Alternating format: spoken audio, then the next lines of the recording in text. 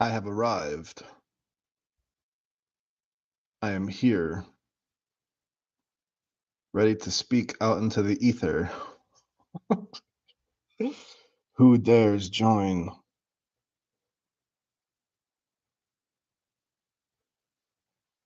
Oh, one person here. Who are you? Show yourselves.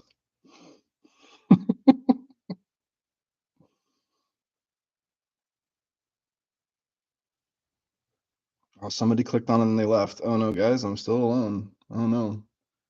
Nobody likes me. I'm so alone out here in the wilderness.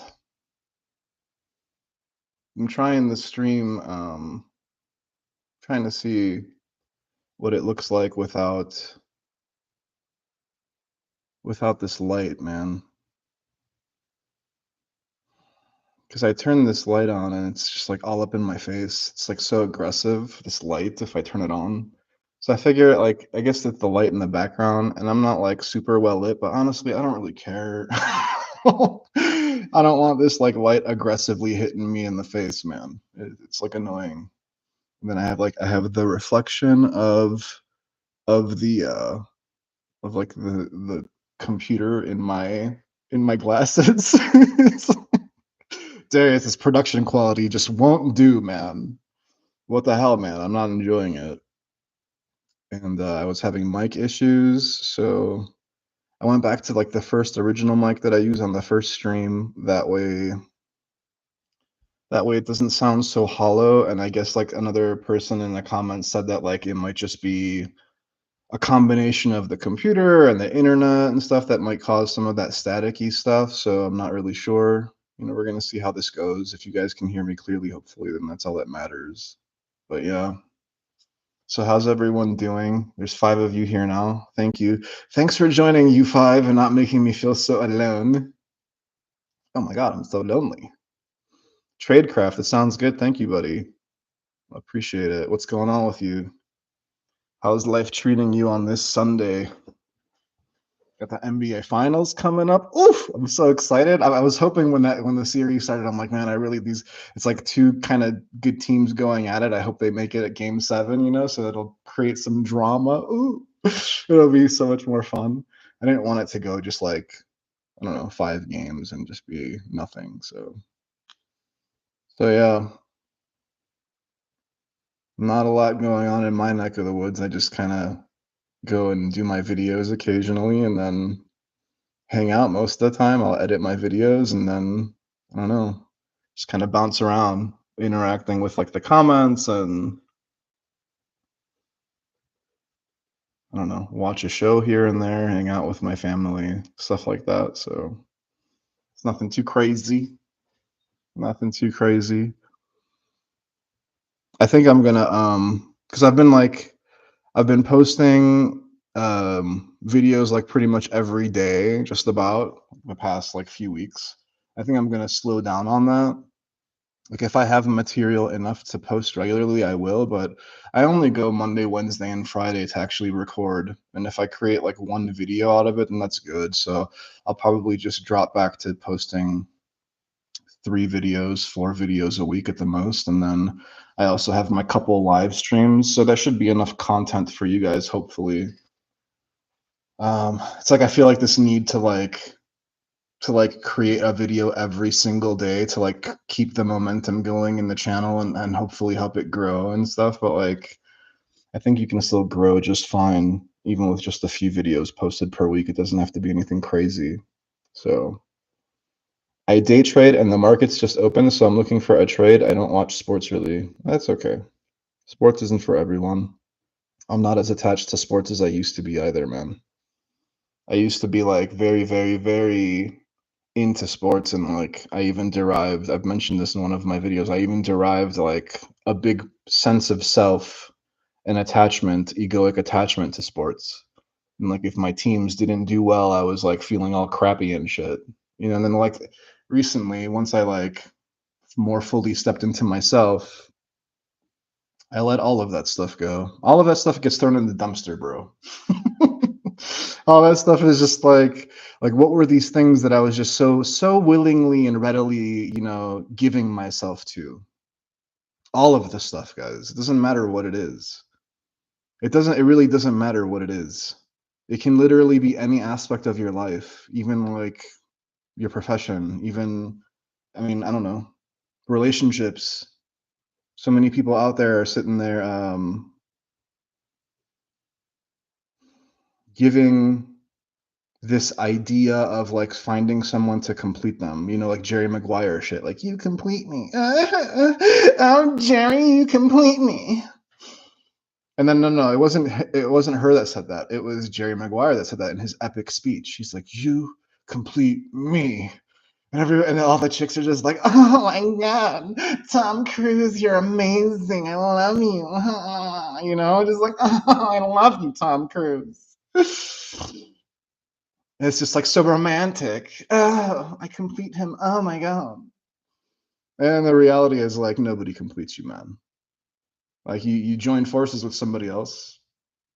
You create a life together, but you don't derive your sense of self from someone else. Doesn't matter if it's a relationship, like an intimate one, like significant other, or even like if you're in a family and you have kids and like your kids are your life and like you're because people do that too. And then oh no, like my kids left the house and like now I have like the empty nest syndrome and stuff where like life sucks now because like my kids aren't around. And yeah, like it's natural you're going to be a little disappointed. There's a bit of emptiness that's created there. There's a bit of like it's natural to feel, I don't know, just like there's this void, like a space created that's left by somebody that doesn't hang out around anymore. And I think that's a lot of the reason that a lot of us that are on this spiritual path, we tend towards the isolating loneliness. We tend towards that because it's like in that hermit like state, in that like, oh, I'm gonna kind of self alienate and self isolate. You much more easily can see that you don't need anything but you. And so then there's going to be a less of a desire, or if you notice it, a less of an inclination to just readily attach yourself and latch on to anything that pops into your reality. You're just like constantly like, that can be me. I can, it's like our minds are always trying to just like onto the next thing. It can be anything. It can be anything. And it's like my whole channel is all about like all the stuff that we attach ourselves to. Paula Diaz, welcome. Sven, welcome. I don't like myself. What should I do? Well, watch my videos because I talk about how I didn't like myself all the time. But Paula, one of the more recent videos I did about perseverance on the spiritual path, go watch that. I think it'll help. But I mean, I talk about this stuff all the time. And like, I have a video on like anxiety and depression. Watch that too. I have it all throughout because a lot of us are in that place where we don't like ourselves. And honestly, you've kind of lied to yourself and you've bought into this lie where you don't like yourself.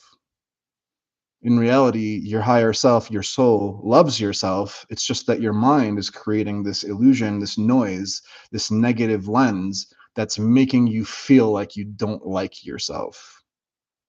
When in reality, you're perfect. You're amazing. Friend of mine posted this cringy "you complete me" on Instagram a while ago. Always thought, oof, if he only knew. Yeah. I mean, like, guys, what are we doing? Like we have a collective mental delusion where people are constantly perpetuating this narrative of like needing to find how many people are out there? It's like the majority view that you just have to find a relationship, and it's like you're not normal if you're not in a relationship. And like people that bounce in and out of relationships constantly, they don't even give themselves time to be single. It's just like I can't imagine my life without somebody else in it, just occupying space. It's like, no, man, you are your own space. If you're so busy in relationships all the time and you're just giving yourself constantly to it, then where is there going to be time or energy to like self-reflect and like do your own internal stuff to realize your own baggage and then like wake up out of it? It's all very contradictory. But Paula, yeah, I'm sorry that you don't like yourself right now. Tell you that I love you and I want you to stay here and continue watching my videos because I think it'll help. Like I said, these videos are a form of therapy, man. Maybe you've been going to therapists, maybe you're depressed, and maybe you've gone and sat with therapists and they're just like trying to analyze your life and like you're just like trauma dumping on them, but it doesn't really help. It's like, okay, you're letting it all out, maybe you even cry a little bit, but there's no improvement because they're not pointing you in the right direction of self-reflection. The deepest self-reflection, guys, the spiritual stuff, not like mental layers of self-reflection, cognitive behavioral therapy. Okay, well, like, what are you analyzing? You're analyzing yourself on your mind in terms of your mind. Like, you're just going to keep mentally mind fucking yourself all the time based on that shit. And like, occasionally you'll have glimpses into stuff, but you're not going to chase that because all that spiritual stuff is so fucking woo woo, right? Because there's so much nonsense in religion, all of it must be nonsense, right? This is what happens today, guys, especially with like this whole scientific and atheist stuff, because they're so alienated and ostracized and just like, ugh, I can't believe this, like this religion stuff. Well, it all gets thrown. It's like the baby with the bathwater. It all gets thrown out when these religions and these scriptures do hold the core truths. It's just there's so many layers of bullshit on top of it. How can you not automatically assume the rest of it is also bullshit? You see what I'm saying? You make the false correlation, and that's not true. And how are you gonna like see the true nature of it if you don't actually sit down and like look at it, read through it, do some self introspection and say, hey, like, where does this fit in with my life? Why are all these people pointing to this? Why is every freaking culture have some form of religion? Why does every culture believe in God in some sense? You see what I mean? And if you believe in God, you're delusional. Okay, sure. If you want to believe that, you can believe whatever you want to believe. It's fine. Became Orthodox, brother. Stop subscribing to your own religion of pride and self-worship. Bro, you're talking to somebody that was raised in the Greek Orthodox tradition. so, so like I'm baptized and I am, if you want to label me, Greek Orthodox. So you have no idea. But it's okay. I don't expect you to. Religion of pride. It's like people misconstrue and misidentify the desire and the need to self reflect and find your own truth and power as pride. And what I've said many times in my videos is that you must eliminate the pride and arrogance and find the humility and your nothingness, and out of that is what you find yourself.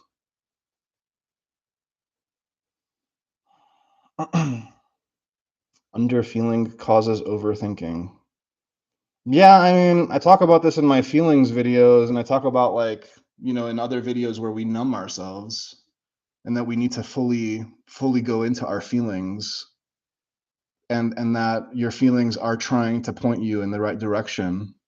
It's trying to tell you something's off. So I don't know necessarily that it causes overthinking. I think it can be like a feedback loop where like your negative feelings lead to more thinking, and then you start thinking negative shit, and then it starts making you feel like shit, and then you keep going back and forth and back and forth. What is humility? What is truth without God? All of these things are just up to, yeah, of course it is. All I'm doing is talking, guys. All it is mental and verbal masturbation, man. All it is semantics. Endless semantics, man. That's all it is. God is ineffable. God doesn't exist on the level of the mind or words. So us sitting here and trying to describe it and like talk about all these things is ultimately just what? A waste of energy. That's why like the monks and people that truly are in that space often opt to be still. They don't even bother speaking. They just are in stillness and they do, or they stay in stillness. That's it. What is humility? What is humility?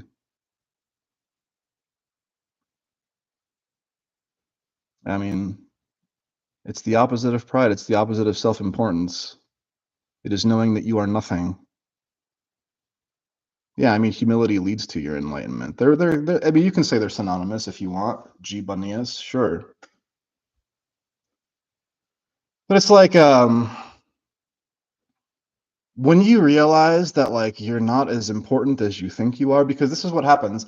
The pride and the arrogance, they come, and like the hubris, they come from your deepest insecurities, man. And then you overinflate yourself, your mental projection, your ego, your sense of mental self. You overproject that, and then you start trying to add these things to it to prop yourself up as, oh, I'm so important, I'm so this or that. And you're not. You're just, you're another human being. We're all equal. I keep talking about this equality in in my videos, right? I talk about it, that everything is equal. The tiniest speck of sand to like the largest galaxies, they're all equal. They're all God. And you're just one little puzzle piece of this God that exists. And so the humility is understanding that at the truest fundamental level, that I am literally just nothing. I'm so insignificant. And then you realize how insignificant you are. You realize that you are the ever servant. The first is the last, and the last is the first. The first is the last. You're nothing. You're a servant. You're here to just participate. And then that nothingness, that humility that you tap into now catapults you into doing. You're like, oh, it's just so much nicer and easier. It feels better in my heart, in my soul, to give, to do the good deeds, to not be a dick, to be considerate, to be kind, to be loving, to be friendly, to be open. Because everyone's closed off out there, guys. Everyone's just like, nah, don't interact with me. I ain't got time for your shit. I'm too busy in my own little story. It's just so important, don't you see? Because I'm so arrogant that my story is the only story that matters. Main character syndrome. And so, yes, yeah, I mean, like, Neville Goddard is good. You guys can read up on him, and a lot of his stuff is like manifestation stuff. So it's like you can, it's a slippery slope with Neville, but like he'll point you to some truths as well. Good luck with the channel. I think you have what it takes to be successful. Travis, I'm already successful, bro. It's like, what is success? It's like Darius define humility. Okay, well, like Travis define success. What is? Everyone has their own version of what success is, man. Me breathing, me waking up in the morning is success, guys. Me being 6 feet above ground is success. You know, me being attached to the one, me being not even attached, just like merged, union state with the one is success. It's the only success. That's why I keep saying there is nothing that is more important on this path, on your purpose, that you think you have, like, oh no, what's my purpose? There's nothing that's more important. Zero. Nothing. It supersedes everything than your own awakening and you realizing the truth. There's nothing that's more important than that, guys. And that is why every religion points to devotion. Every religion points to you needing to like always have God at the forefront of your consciousness. And then what happens now is that you create this kind of dichotomy. You're like, well, I'm having God on the forefront of my mind. I'm having God, and like now you've created this entity where God is outside of you, and you're always pointing yourself to this God. And what I'm saying is that you are that God within. Your internal makeup, your soul spark is the God. So I'm saying don't point outside all the time, point it back in. And then when you merge, you also point it back outside naturally, because you become so hyper aware of your own internal state of being all the time that it's that much easier to stay focused on the outside as well. Now, what we're doing, 99% of us, 90% of our reality and our attention is on the external in whatever way it takes shape. Okay. And what I want you guys to do is 90% inside and 10% outside. And that 10% on the outside is more than enough, believe me. I am always keeping tabs of how I feel internally, the energy that flows in and out of me. You have to be that way to be on this spiritual path, guys. If anything, get it to 50-50, where you're 50% outside and 50% inside. At least you're there, you're on the right path. But you'll notice that like the further you bring it home, the more rooted and still you are. It's just like, oh, this is home. This is what it feels like, and it's amazing. No, I mean, Paula, manifesting isn't possible if you don't love yourself. Guys, What is manifesting? Is your life not being manifest in front of you all the time? Are you not walking through life all the time? Are you not breathing? Are you not manifesting breath? Are you not manifesting thoughts? Your entire life is manifesting. It's just that like the spiritual community has taken this whole manifesting thing and gone deranged off the fucking hook with it. And everything's about manifesting stuff. Okay? And when you bring it home and it's like, oh, I'm manifesting from within, now the stuff that you want to manifest is like just a natural extension of yourself. And you flow into it. You're not caught chasing after all of this illusory stuff that you think you need. You know, and then like also all these things that you think you want that you're chasing with these manifestations, 90% of it's bullshit. You think you know so well what you need or want, and you have no fucking clue. Nobody does. That's the issue. Everyone thinks that they know better than God. And that's part of going back to the humility, is that you're too proud to just submit and allow God to bring it to you. You're like, no, God, my desire is more important than what you need to bring into my reality.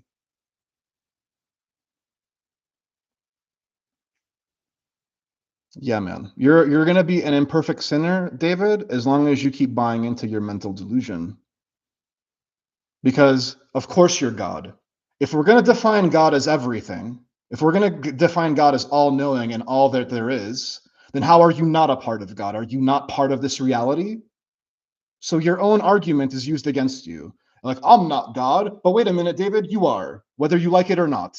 Your soul is the literal spark of a God in you, and you have no idea that you're that.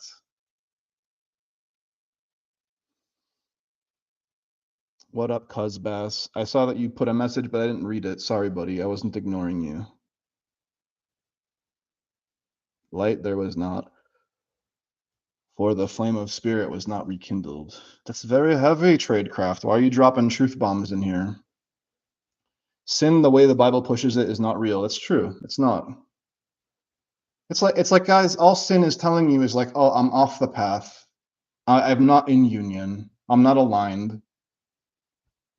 Yeah, you could label it that way, Dean. That it's just a separation. But it's not even that, because like you're not actually consciously believing it. You're not aware that you're believing of your sin. The thing with the sin, the thing with like the detachment from God is that you're unawares. You're just like just out there like freaking I'll just do whatever. Chasing. There's only one sin, guys. And you're chasing yourself outside of yourself. That's all it is. Bring it home. Come here. Be within. And now when you bring it back within and you're aligning yourself more with yourself and the God entity in you, then everything flows naturally. Then you're actually aware of what you're doing in the moment. That's why I'm saying stay rooted in the moment. The past and the future, they're very minorly useful. Like 94% of your reality is in the present moment, and like 3% in the future and 3% in the past. And like I said in my video, those numbers are arbitrary. Could be 98% here and 1% in the future and 1% in the past. Only enough future and past to make it useful for you to like do whatever you need to do to check whatever reference point in the past or to see kind of where you want to go in the future. But if you're constantly deriving your own personal sense of self and being and everything through this future, you've lost yourself. It happens all here, all right now, guys. And it's a very extreme way of living this way. And then when you tap into this self that you are, the grand self, the higher self, the God particle in you, like I call it, right? When you're there, then you're not sinning as much anymore because you're consciously aware of your own behavior. You're like in control of yourself. Everyone out there, they're not in control of themselves. Life just happens to them. It's like, oh no, it's such a scary world out there. Oh no, I gotta go do this and this and this. And they're just like, just consuming. At what point do you let that go and say, oh no, there's too much suffering in that. I want to like figure out a way out of this suffering. I don't know. I got sick of it, guys. My whole life I was sick of it. And I'm like constantly asking, just incessantly searching, sincerely searching. I'm like, I gotta find this, guys. I gotta find it or else I'm gonna freaking go crazy. I gotta find the answer. Like, what is the matrix? I gotta find what this answer is. What is this thing that's off? It's off. I know it's off. You can't tell me that it's not off. It's off. And then I found it and I'm like, oh, okay, that's what it is. I guess I'll talk about it now. Thank you, M. Hawk. Check out my other videos. A lot of good stuff. Not to be super arrogant about it, but I like my videos. I'm proud of it. Cuz Bass, thanks, Darius. Was just saying hello. Figured you only answering questions, which makes sense, so I got rid of it. Dude, it's okay. Whatever question you have, man, post it again. I don't mind. It's kind of like it's always an AMA with me, guys. You guys can ask whatever. It doesn't always have to be spirituality related. But ironically, any question that you bring up is spirituality related because it's all related to everything. That's why I keep saying you're not going to find the truth through like what you can if you search hard enough through it, but like you're just only going to look at philosophy, you're only going to look at science, you're only going to look at psychology, you're only going to look at one little particular study. Go to the spiritual route, guys. It's the umbrella of everything. Everything that exists within our reality is explained within spirituality. You start noticing and understanding the very nature of how stuff works when you tap into your own intuition. The answers come up naturally to everything. You're not fighting. You're not like mentally analyzing and paralyzing yourself with this over mental analysis all the time. Do you see what I'm saying? How often are you stuck in your own mental paralysis, guys? Notice this about yourselves and say, I'm fucking done with it. I want to go within. Darius, you're talking about meditation and prayer all the time, and I really don't like that about you, Darius. Why you got to keep telling me to do some work on myself, man? It's like, okay, guys, well, just sit and listen to me all the time, and like, like, oh, Darius, that sounds really like refreshing and like inspiring, but I'm not really gonna take it and incorporate it into my life in any way. Okay, well then, cool, man. Just sit around and like shoot the shit with me, I guess. Like, whatever. You're more than welcome to.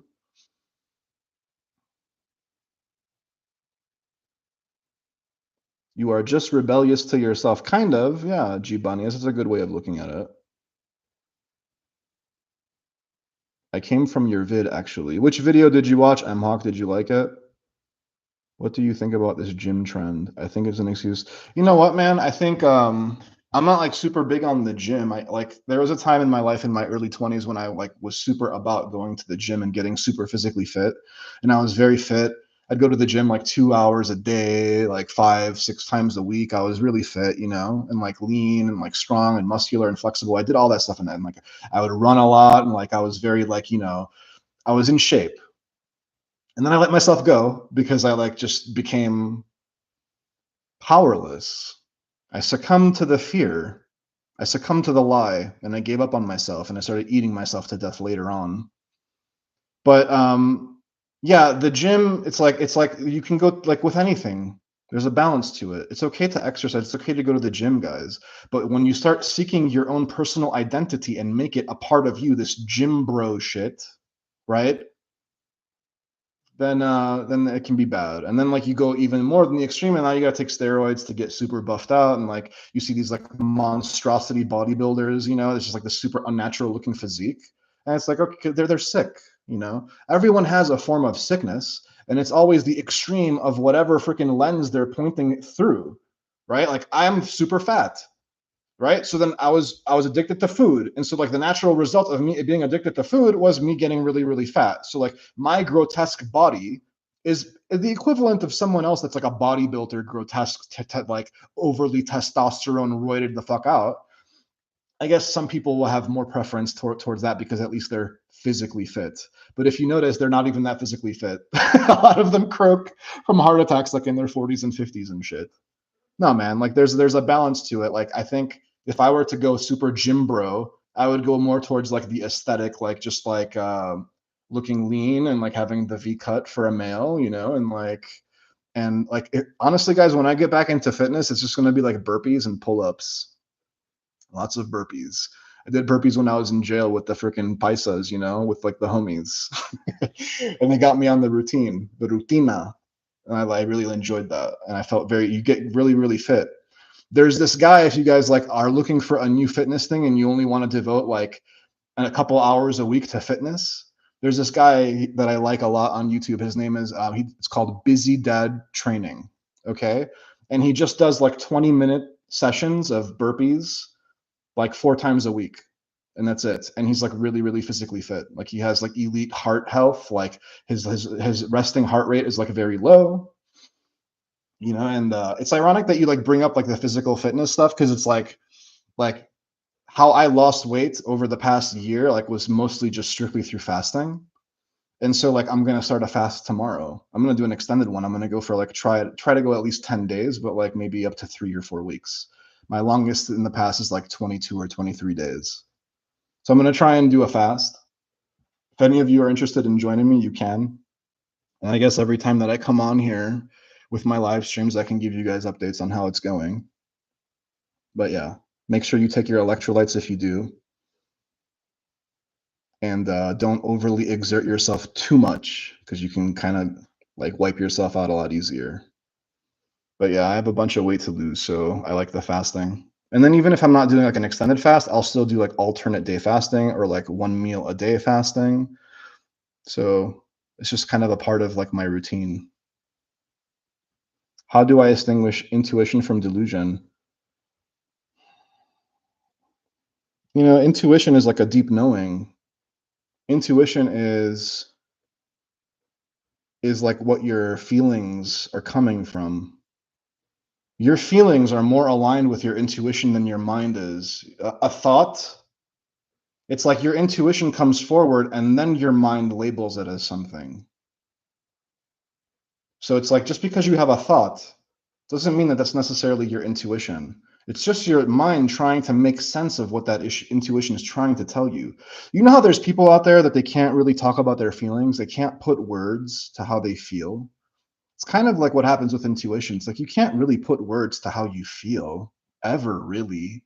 I mean, it's kind of a bad joke, you know. You try to, and some people like me, I have the gift of being able to like put words to stuff and describe it in a variety of ways for you guys to be able to understand stuff. That's the gift that I have. I've read a lot. I have a lot of references going on in the back of my mind that I've brought in, and I can use it whenever I need to illustrate a point. But if you don't have that frame of reference and you're having a hard time coming to like terms with like what this is within you, that's why you have to do the meditation and the prayer, Paula, because you're not going to be able to easily identify between what your intuition is and what other aspects of yourself are if you don't root yourself in that stillness frequently. The more you do it, the more you're going to notice your stuff. And then at the beginning, you're going to be like, oh, it's going to be a lot of mind noise. It's going to be a lot of like, there's a momentum behind your mind, guys. It has, like I've said, a kinetic energy that's built up because you're so used to it being on, switched on all the time. And that's why I love Ramana Maharshi, because he's like, you must quiet your mind. It must become quiescent. It's like this ancient, like older word that they say for quiet, quiescent, the quiescent mind. You root it in itself. So your mind is this. This is your mind popping off constantly. Right now, you're having thoughts about me. They're popping off. Thoughts, thoughts, thoughts. And then when you notice the space between your thoughts, and then eventually the thought doesn't pop off anymore and it becomes rooted in itself. And now you're just awareness. I'm not thinking right now, guys. I don't think as often. It's just this channeled, flowing thing that's coming from the heart. And so what's happening, get out of the mind and you root it in itself. That's why you need to do the meditation. And the reason that you're doing the prayer is A, to give gratitude to God for your living, for you having breath, for you having eyes to see, for you having even the most basic stuff in your life. You're always giving thanks for that. But you actually you adopt a state of gratitude as you are, just by participating in life. And it's this beautiful dance that you're flowing through. But the other reason that you pray is so that you can identify the true mental voice that you are.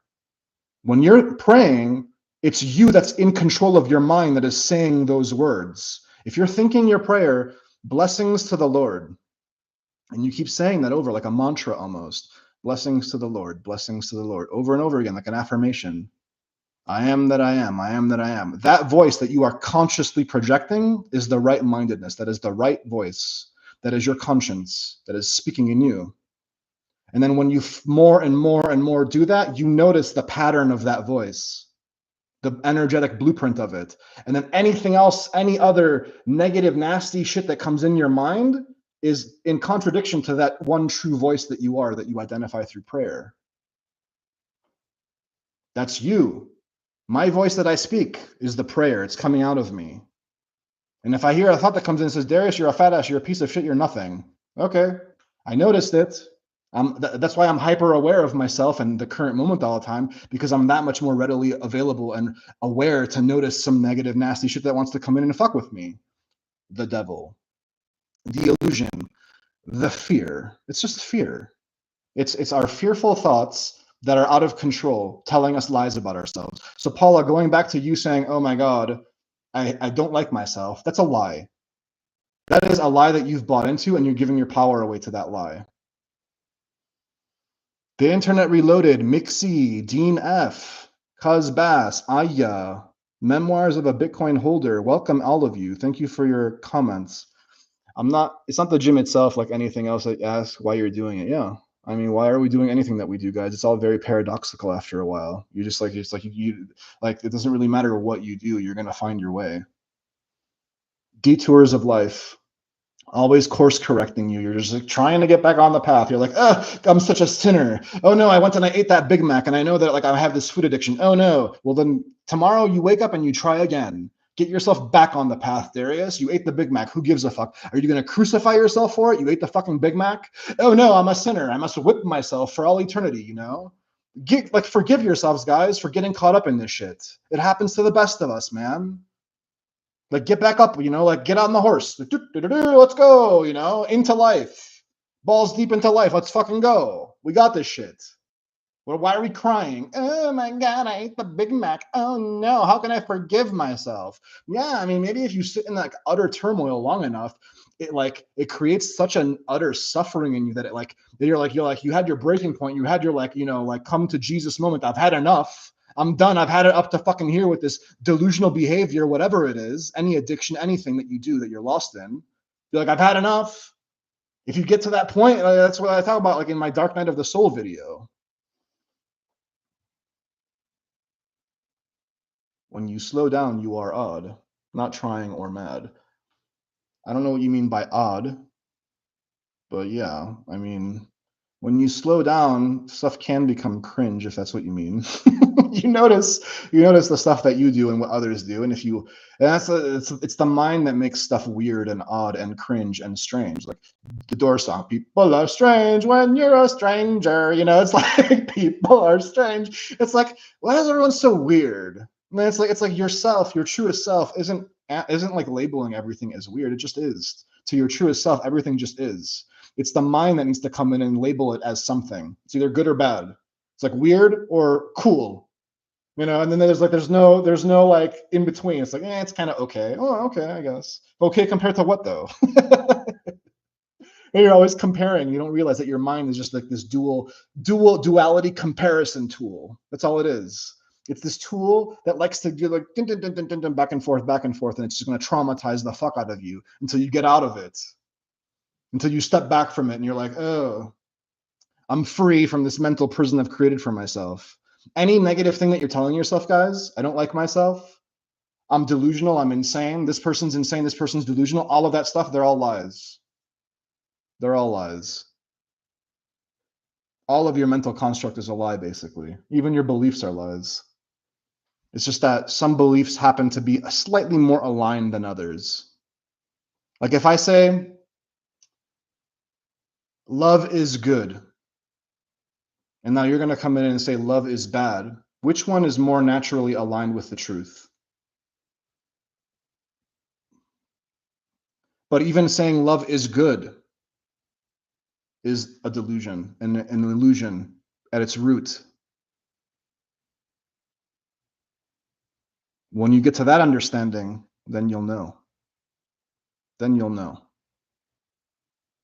It's like the paradoxical shit that will traumatize and fuck with you, the mind. But I still don't know what I am. Paula, you are yourself. You are the entity, the soul that is behind the scenes of all of your mental layers and constructs that you've built up. So Paula, listen, I don't know if you've watched enough of my videos. I mean, like, but guys, and I'm going to tell you guys this too. I've created a playlist. Okay. It's like right now there's like 31 videos in it. It's the Essential Darius. Okay. And I have it like in order. You watch it in that order if you want. You can bounce around and like put it on shuffle, but I put it in that order because it's going to flow a little bit easier that way for you. Okay. But one of the first videos up there is unmasking and uncovering the layers of your mind. There's 2 videos to it. Those are mandatory watching. Those are like you have to watch that stuff to understand. If you don't understand, if you're asking the question, I don't still know what I am, those are the videos you need to go watch. Because you think right now that you're your mind, and you're not your mind. You exist, you're just the awareness. You are the ever loving, peaceful, blissful awareness that exists behind the mind. And now you've only sucked yourself into that lens of the mind, and that's what you think you are. You think you're this one little sliver. The mind is a sliver, it's one little part of you. You think you're this little mind, but you're like the whole fucking space behind the mind. You're this ever infinite spark of the God particle that is just like you're merged with everything. You are the oneness. And so that oneness doesn't exist in the mind. Anything that exists on the level of your mind is ironically not you. It's a part of you, it's a part of your mental construct, but it is not the you. It is the you that is noticing these things. It is the you that is keeping tabs on your mind, keeping it in check. Like in our US government, we have the checks and balances. Yourself is supposed to be the checks and balances of your mind. That's why you're bringing it back into stillness. But now that the mind is popping off all the time, it's the mind that's the checks and balances on you. And so it's naturally going to want to minimize you. It likes to do that. It's fearful by default, guys, most of the time. It's separate.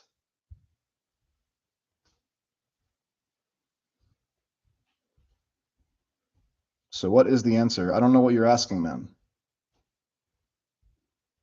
Negative or positive, actually, both are not true. Yeah, I mean, like, they are and they're not. That's the paradox. On the level of your mind and duality, they are true. But on the grand, like, scheme of truth and, like, the everythingness of oneness, no, they're not.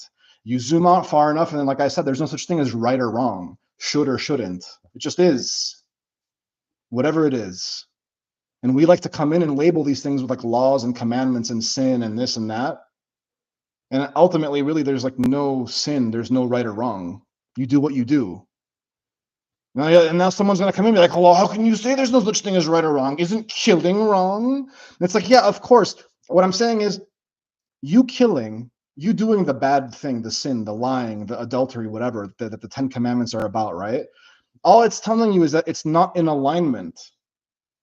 Not that it's like this objective, like all wrong thing, because God already knows that, like, ultimately, you even doing the killing, you're already forgiving in the killing. It's like if God didn't want you to kill that person, He would have prevented that person from being killed. Do you see what I'm saying? But because it's happening in the moment, it's happening in the actual reality. How can you argue with the fact that that happened?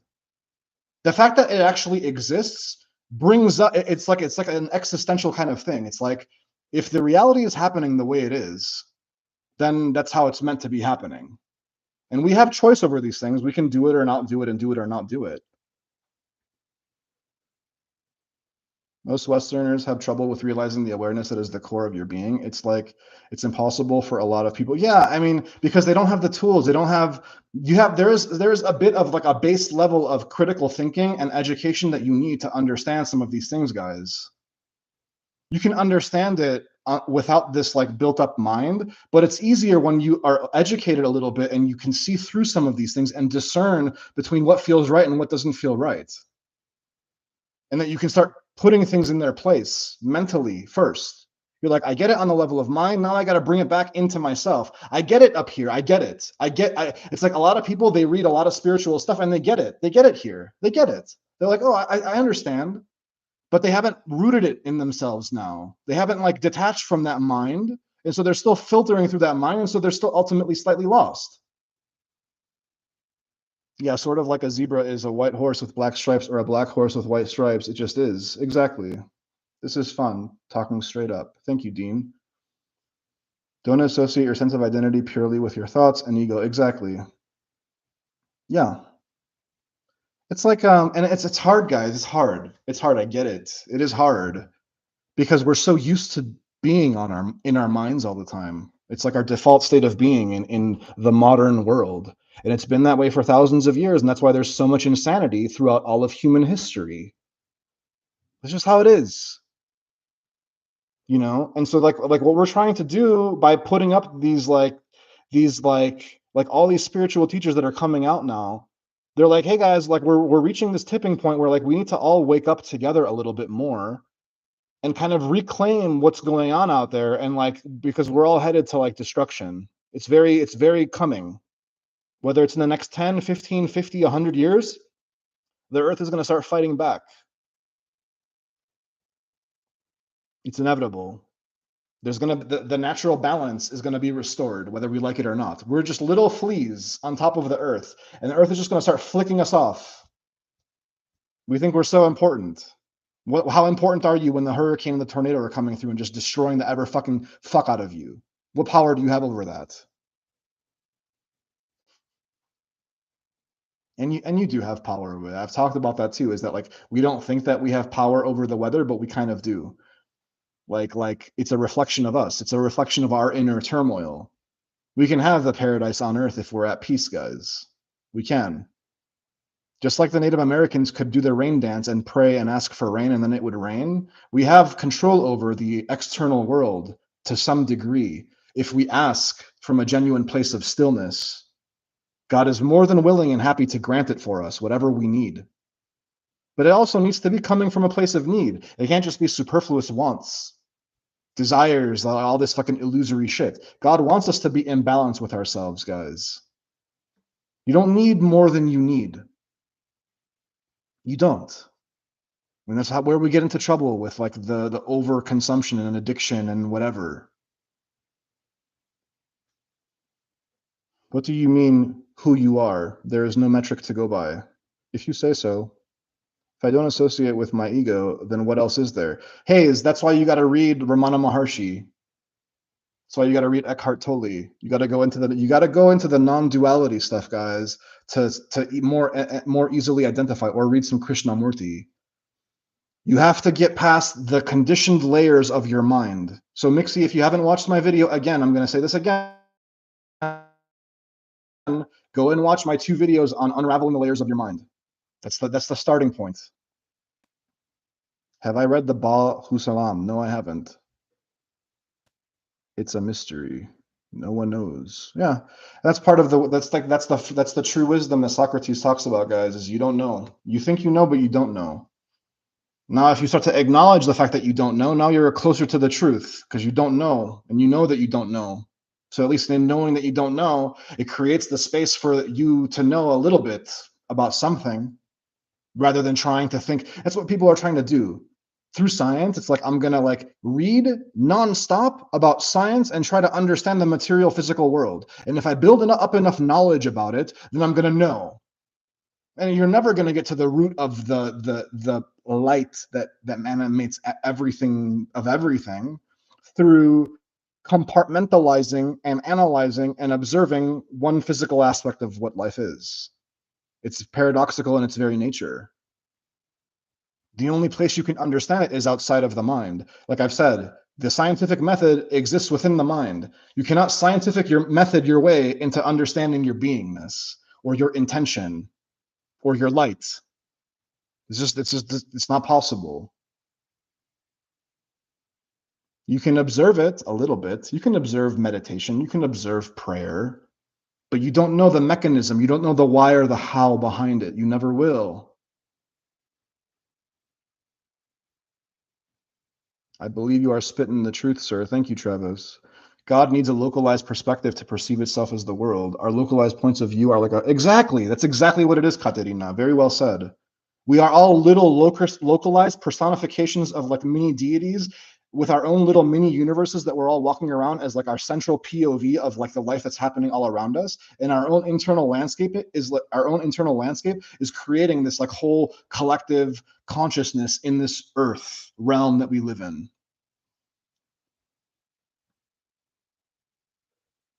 Thank you for bringing that up, Hayes. I have not come across that.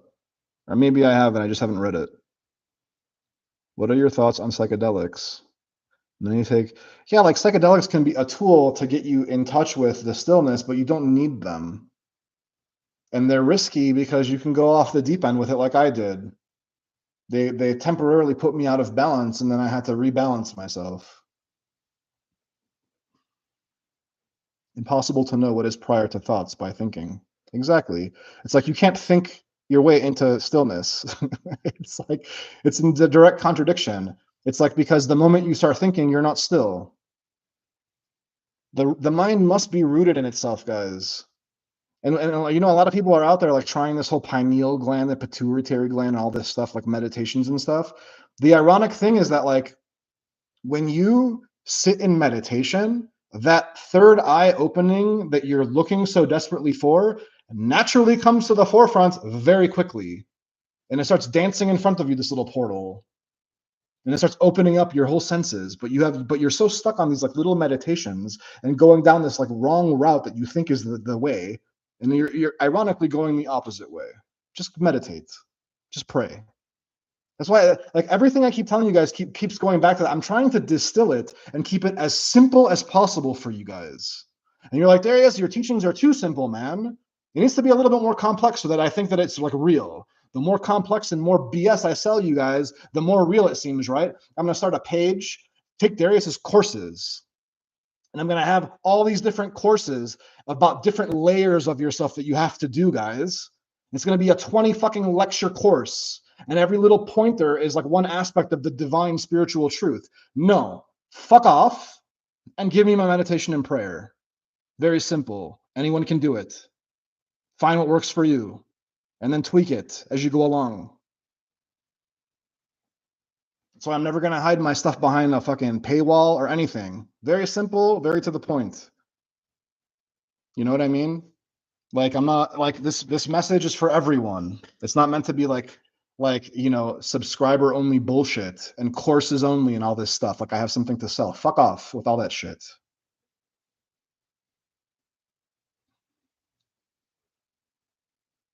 You drop in some ancient Greek text, then thank you, Gibanius.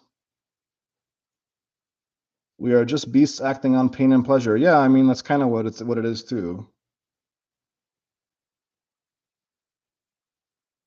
Yeah, I mean, I've seen the Joe Rogan podcasts where he talks about DMT and all this stuff, and it's like I never needed to go down that route. Mushrooms and LSD were enough for me. It's like, and I did that stuff when I was a lot younger in my teens. So yeah, like the closest thing to psychedelic that I've done in the past like year is smoking weed, and that can be a psychedelic too. But like I don't even do it that often, if at all, anymore. Again, searching on the outside for things, wrong answer. Yeah, exactly.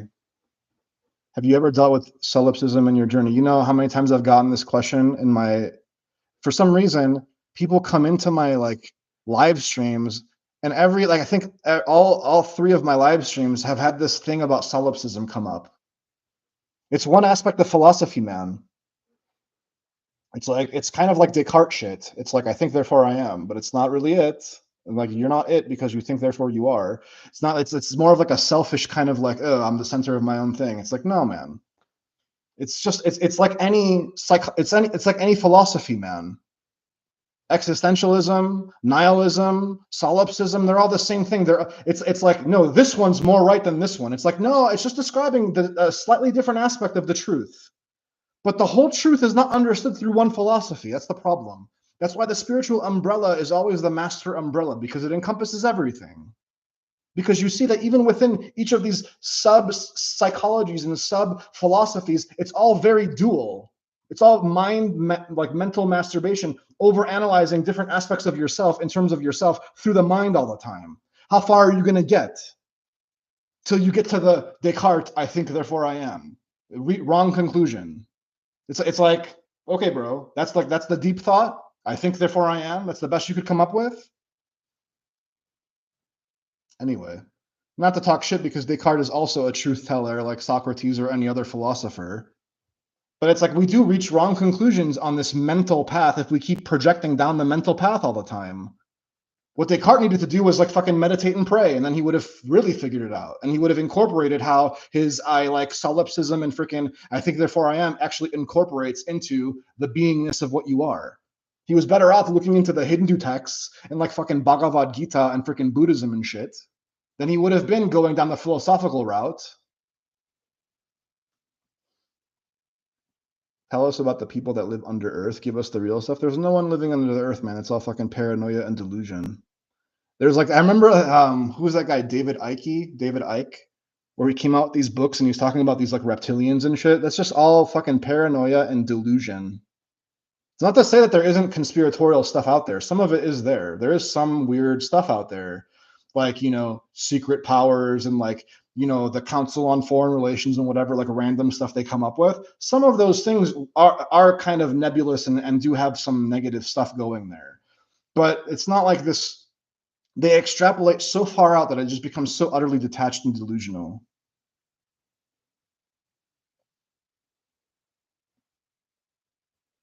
Psychedelics usually create a trap of chasing experiences, and the answer is not. Yeah, I mean that too. But it happens with alcohol. It happens with like any other drugs too, right? Like you're chasing the dragon. Chasing the dragon very commonly with like heroin, but you're chasing the dragon in any fucking experience, whether it's physical or drug induced related or like sex or work or anything. It's all chasing the fucking dragon, man. It's all chasing yourself outside of yourself. And it's like people have a hard time with my message sometimes because it's too simple. It's too simple, guys. You're chasing yourself and everything outside. You're always searching for yourself and everything outside. Bring it back home, become still, meditate and pray, and that's it. Oh, okay, Darius, that's all I have to do? Yeah, man, that's really all you have to do. Like 6 months to a year of hardcore, sincere searching and meditating and praying, and you can have your fucking enlightenment, guys. Oh no, wow. If you're already here watching my videos and you're already aware of the vast majority of the stuff we're talking about, you are very fucking close. Now, do you want it, or are you gonna go jack off in the fucking corner? Like, what are you gonna do? Are we gonna sit here and like mentally masturbate all day? That's all it is. Or are you gonna actually like go fucking chase, like find it until you no longer need to chase anymore, until you rest within yourself, in the bosom of life?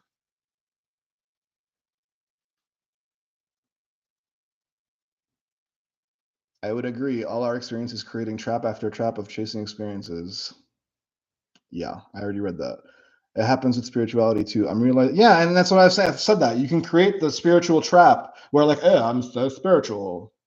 I'm just so much better than you because I'm so spiritual and you're just not so spiritual. Or like, hey man, good job, you're super spiritual, but I'm just a little bit more spiritual than you are. And we can create this egoic delusion with that too. I'm realizing this heavy right now. If you can just sit, you've made it. Yeah, fair point. Sit by yourself. You can go sit with someone else. I actually like guys, in the future that I envision for ourselves, you go to a park and people are just like casually sitting around meditating and praying, and you just join them and you all sit together and meditate. And then you leave. You don't have to go to church. You don't have to go to like a specific destination. You just casually, randomly see people meditating wherever they are. They're all awakened. They're all just kind of peaceful. And their kids are peaceful. And their animals are peaceful. And everyone's just happy. And they're still. What do you think the next stage is in our evolution? If we become the aliens, guys, if we evolve into like the aliens thousands of years from now, where we're communicating telepathically, how do we realize that telepathic, like still silent state of communication without entering the portal of meditation to accelerate our ascension? Think about that.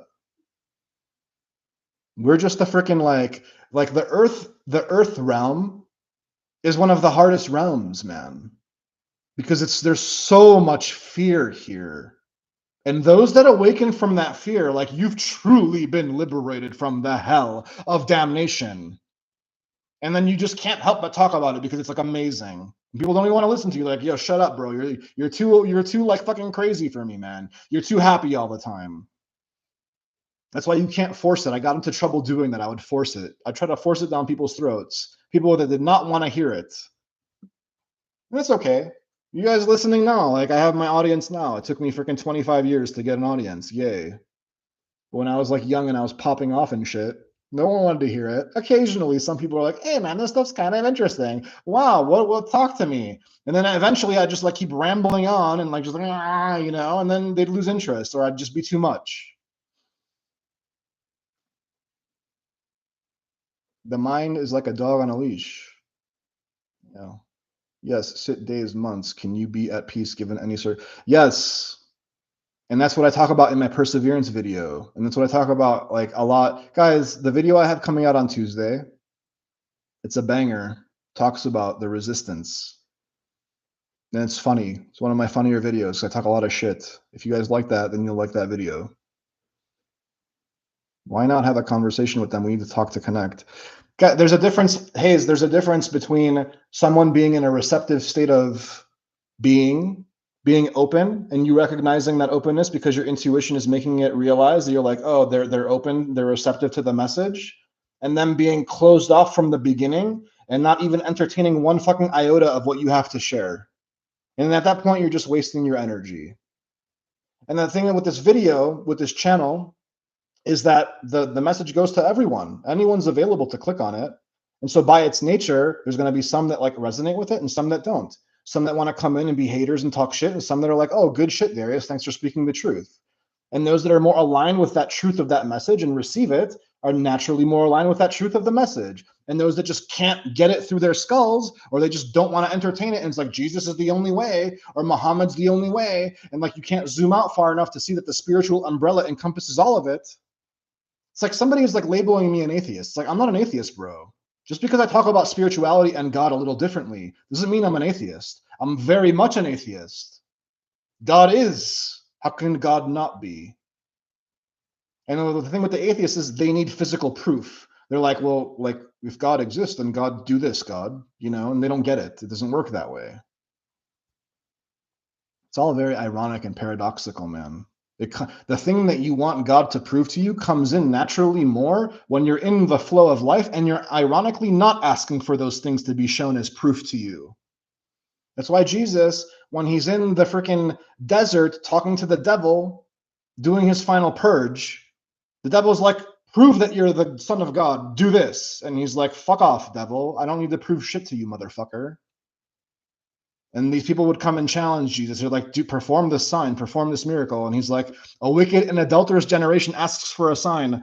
A sign will not be given. It doesn't come that way.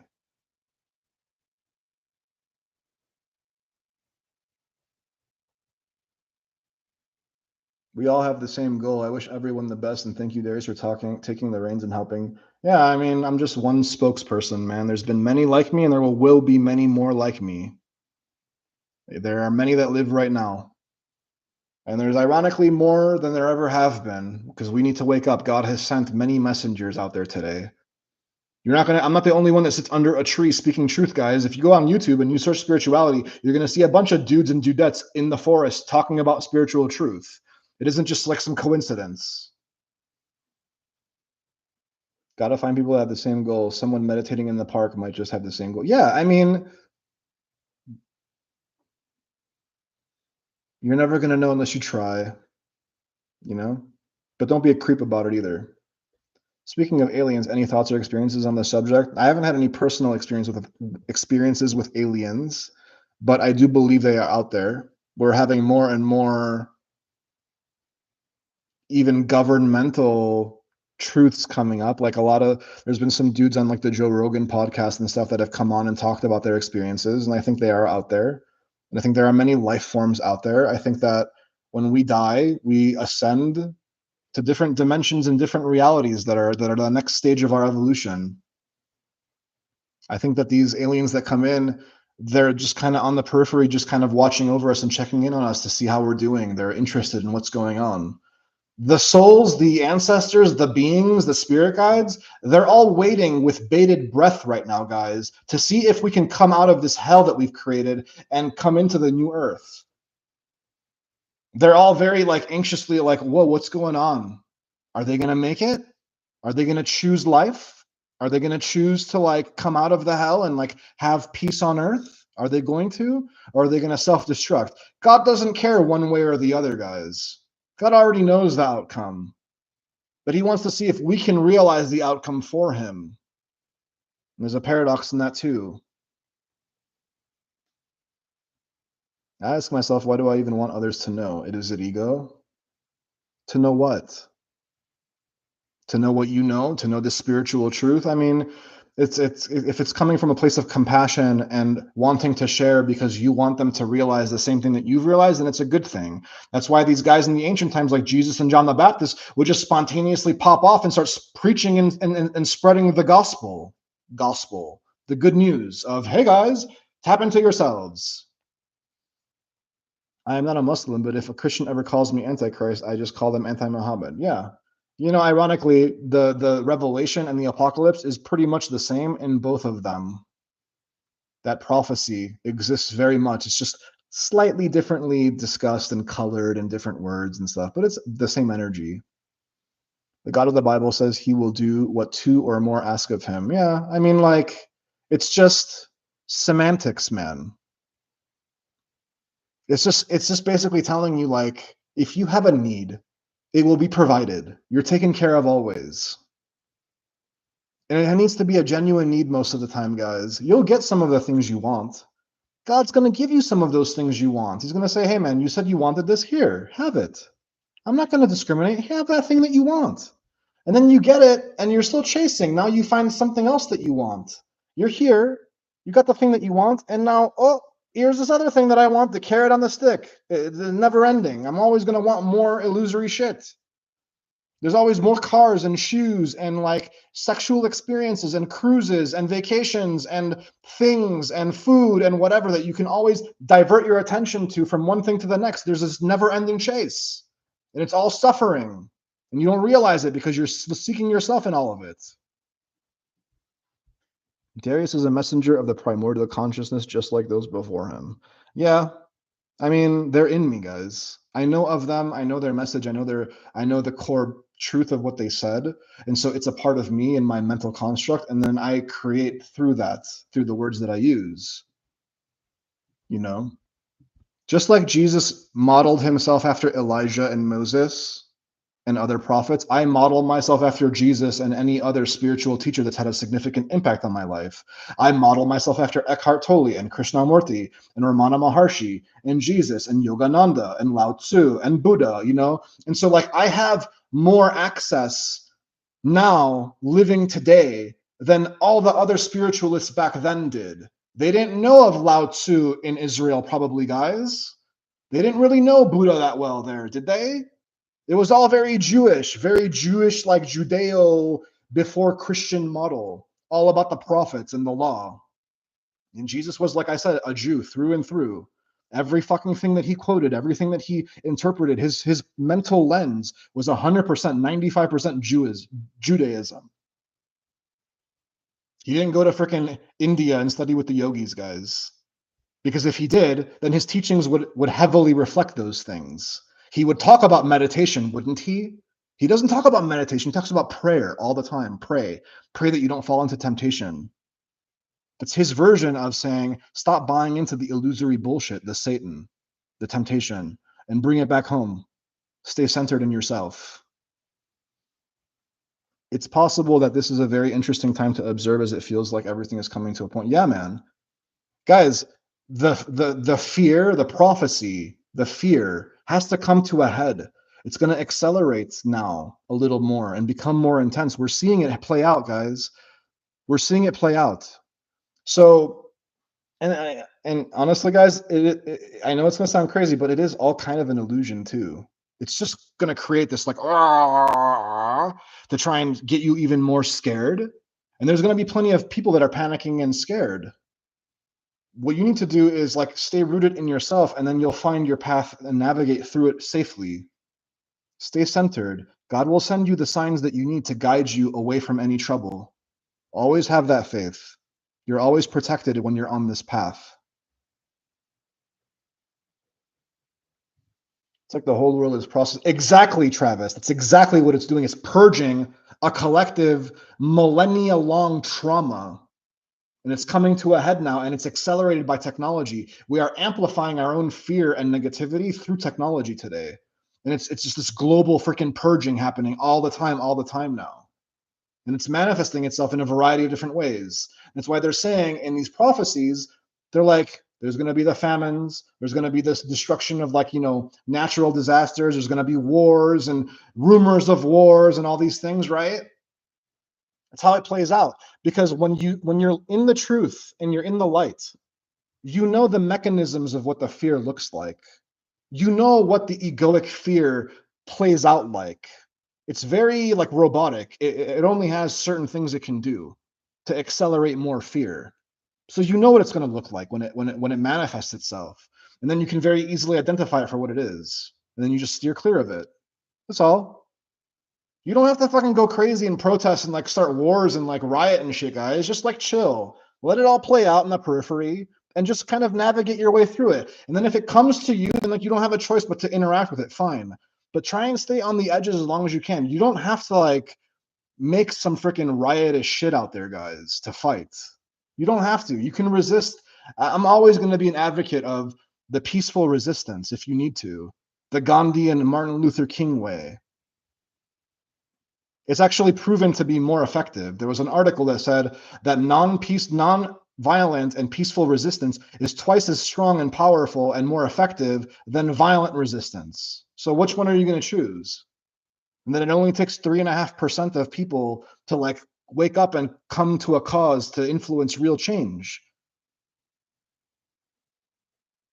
It's up to you guys. I'm not going to be, like, super into it, Doesn't have to be. It's going to happen on its own, beautifully. God's in control of it all. That's the humility. You let go of it and let God take care of it for you.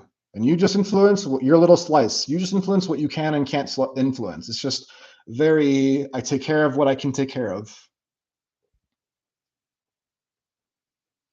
God built a rock that he could not lift by creating us. Yeah, if you say so. Yes, what I know, Darius, thanks. Thank you. Wait till you meet the Baal Husalam, the son of the Rabash. I highly recommend their writings and letters. Thank you, Hayes. And there are too many prophets appearing. Wonders going to happen. I don't know about too many. I think there's as many as there need to be, because if they're here, then God wanted them to be here. How can you argue that? I recently came out of suffering and had some lightning experiences, but every time I feel God's presence, my mind sabotages it. Now I'm in some sort of limbo. Yeah. Green Mango, if you haven't watched my video, there's a video I did that says, like, you've had your awakening, but you'll have some final stuff to purge. I recommend you watch that and some of my other stuff too. The only thing we have to fear is fear itself. Yeah. I mean, like, I've mentioned that cliche in some of my videos. It's true. The fear itself is the illusion. So if you notice the fear and you see it and you're like, I'm fearful, I'm having a fearful thought, someone else is having a fearful thought in my reality, I know that's an illusion ultimately. So there's no reason to give my power to this fear, ever. What I mean by God built a rock that he could lift is that he expects us to correct ourselves. Yeah, I mean, that's part of the free will and the choice that we've been given that I go into is ultimately also a bit of an illusion. So you think that you're in control, but really God's in control. God could frickin' turn you off. God could push the button on your life at any moment. What control do you have over yourself? God could say, okay, time to die, Darius. Boop. And, like, you're like a robot and you turn off. You're like the fucking robot vacuum. It's like vacuuming your floor. You're like, I don't want you to vacuum my floor anymore, Darius. You're done. And poof, just like that, you're dead. You think you have any control over anything? God can make you blind. God can make you deaf. God can make you a paraplegic in any moment that he wanted to. You are nothing. Fear God. That's what they mean by fear God. Respect. Respect the God. Humble yourself. Submit. Surrender to it. That's the beauty of it. Because when you do that finally, and you do let go, life flows that much more gracefully and easily. And you're not resisting life itself, which is what my video is about on Tuesday. So maybe you'll like it.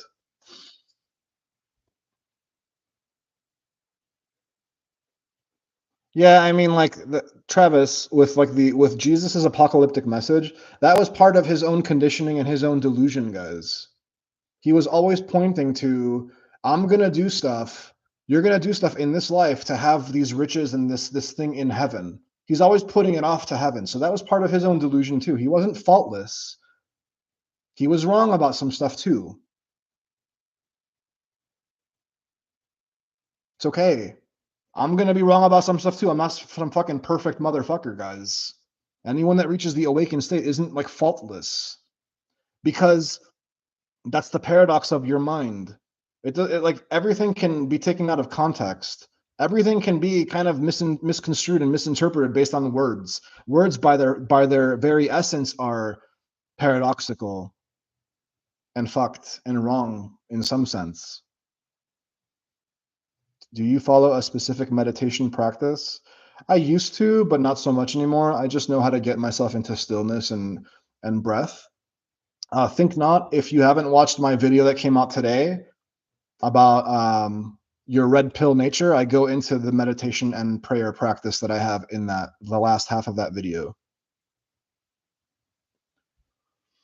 God can take you off the path of, yeah, absolutely. God's always trying to tempt you through the devil, man. The devil is God's little plaything. Fear is God's little plaything that he likes to inject occasionally to see if you can get tempted off of the path. It's always there, asking, it's baiting you, always.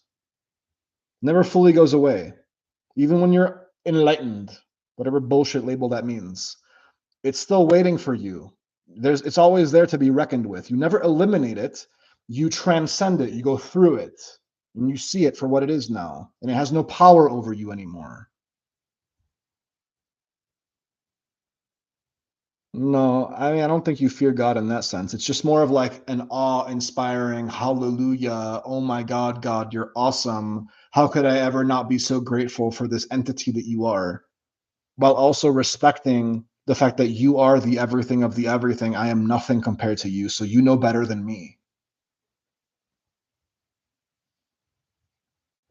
Really surrendering to life, it already is hard just to like, yeah, I mean, of course it's gonna be hard until it no longer isn't hard. I say that. You try until you no longer need to try. You seek until you no longer need to seek. That's why Jesus is like, seeking you will find. He's telling that message to the people that still need to seek. He's like, keep searching. And then and then in like the Gospel of Thomas, he's like, you search, and then you'll be troubled, and then you'll be, oh wow. You'll be troubled. That trouble is that inter period of like you've awakened, and then you have your final stuff to purge. You're troubled now. You're seeing the reality. You're like, oh, this is some heavy shit. And you got to come to terms with some stuff. And you got to put some stuff in their right places before you can move on. And then you're like, oh wow, step into my life. The more you push your influence and expectations, the more it screws the process. Yeah, I mean, it's like there's a balance between the effort and the trying and the ease and the grace.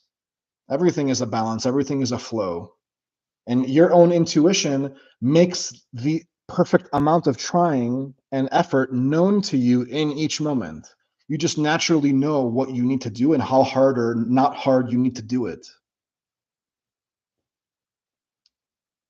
Bye, Travis. Thanks for stopping in, man. I'm gonna go too now soon, guys, because I gotta go watch this game. We call God's plaything Pharaoh. Haha. Haha. How do view animals awareness? I think animals are much closer to the truth than we are in our current state. They're much more instinctive. They're more in the God energy. They just very present and still all the time. It's kind of like God's controlling them all. He's the puppet master of all these animals out there that are just acting and reacting. And the closer that the animal is to us, the more we rub off on them and they develop their own little personalities and stuff. And that's not to say that in the wild, some animals don't have their own personalities, but they're not aware of their own personalities. They just act them out. They don't have the same level of self awareness that we do.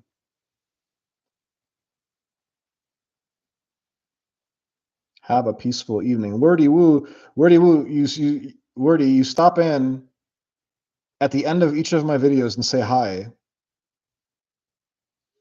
There's Concerned Mom. Hello. What's up, guys? You guys are like coming in now? Like, come on, man. I've been freaking streaming for like an hour, hour and a half now. I don't mean to give you shit. Maybe you were busy. Enjoy watching the game, D. Thanks for the live. You too, cuz, man. You guys are always more than welcome here. Thanks for stopping by. Yeah. Well, you're the concerned mom. How could they not keep you busy, concerned mom? All right, guys. It's been a pleasure as always. If you didn't catch it, you guys want to, you can always rewatch the VOD. It's gonna be up soon, whenever you guys get a chance if you want to watch it. And I will see you guys this Thursday. Yeah, go Pacers, go OKC, whoever you want to root for. I don't really have a, if it was like the Bulls, then like, yeah, go Bulls, but I'm like a Chicago fan, so yeah. So Thursdays and Sundays, guys. Thursdays and Sundays at 5 p.m. I actually think maybe this coming Sunday, 1 week from now, I'll do an early stream just so I can get some more of like the UK and Europe crowd in here so they can catch me if they want to. There's Michael too. Michael shows up at the end too. It's like I have like 5 of like my most prominent followers show up at the end of my fucking stream. Thanks, guys. I see how important I am in your lives. Darius, be gone, motherfucker. We don't like you anymore. No, I'm all good, man. Just having like 20 people here, 15 people is more than enough love. And then as I keep growing, the channel keeps growing, then it'll keep growing too. No big deal. All right, guys, I'm out. It's been real. Stay alive out there. Keep watching the videos. Keep commenting in my videos, drive up the engagement. All right, talk to you soon.